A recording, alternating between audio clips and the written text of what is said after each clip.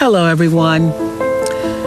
I know you may not feel like it, but you are indeed the chosen class for such a time as this, the class of 2020. You're also a united class, the pandemic class that has the entire world striving to graduate with you. Of course, this is not the graduation ceremony you envisioned. You've been dreaming about that walk across the stage, your family and friends cheering you on, whoop, whoop, the caps flung joyously in the air. But even though there may not be pomp because of our circumstances, never has a graduating class been called to step into the future with more purpose and vision, passion and energy and hope. Your graduation ceremony is taking place with so many luminaries celebrating you on the world's Facebook stage, and I'm just honored to join them and salute you. You know, the word graduate comes from the Latin gradus, meaning a step toward something. And in the early 15th century, graduation was a term used in alchemy to mean a tempering or refining. Every one of us is now being called to graduate, to step toward something, even though we don't know what. Every one of us is likewise now being called to temper the parts of ourselves that must fall away, to refine who we are, how we define success, and what is genuinely meaningful. And you, the real graduates on this day, you will lead us. I wish I could tell you I know the path forward. I don't. There is so much uncertainty.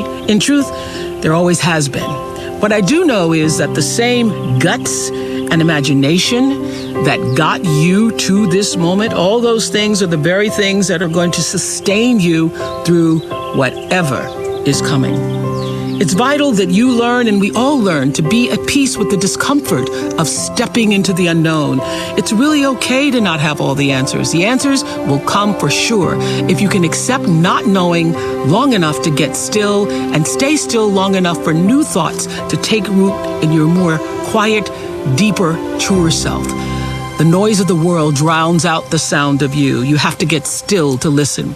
So can you use this disorder that COVID-19 has wrought? Can you treat it as an uninvited guest that's come into our midst to reorder our way of being? Can you, the class of 2020, show us not how to put the pieces back together again, but how to create a new and more evolved normal, a world more just, kind, beautiful, tender, luminous, creative, whole?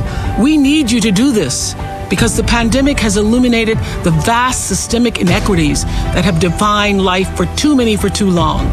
For poor communities without adequate access to health care, inequality is a pre-existing condition. For immigrant communities forced to hide in the shadows, inequality is a pre-existing condition. For incarcerated people with no ability to social distance, inequality is a pre-existing condition. For every person burdened by bias and bigotry, for every black man and woman living in their American skin, fearful to even go for a jog, inequality is a pre-existing condition. You have the power to stand for, to fight for, and vote for healthier conditions that will create a healthier society. This moment is your invitation to use your education to begin to heal our afflictions by applying the best of what you've learned in your head and felt in your heart. This moment has shown us what Dr. King tried to tell us decades ago. He understood that we are caught in an inescapable network of mutuality, tied into a single garment of destiny. That's what he said. Whatever affects one directly affects all indirectly. If humanity is a global body, every soul is a cell in that body. And we are being challenged as never before to keep the global body healthy by keeping ourselves healthy in mind, in body, and spirit. As all the traditions affirm, the deepest self-care is at once caring for the human family. And we see this so clearly with essential workers. Look who turns out to be essential.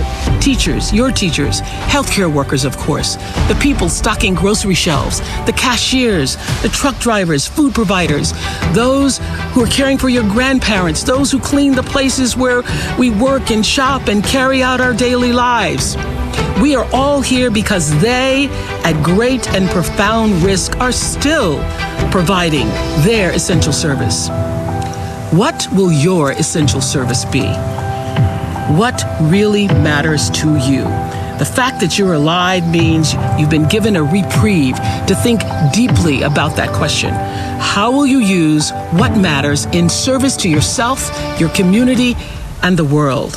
For me, it's always been talking and sharing stories. For you, well, that's for you to discover.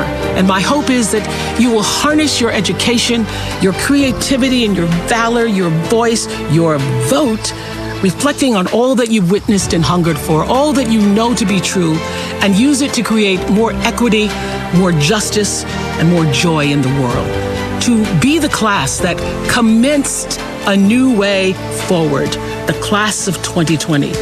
Bravo. Brava, brava, brava.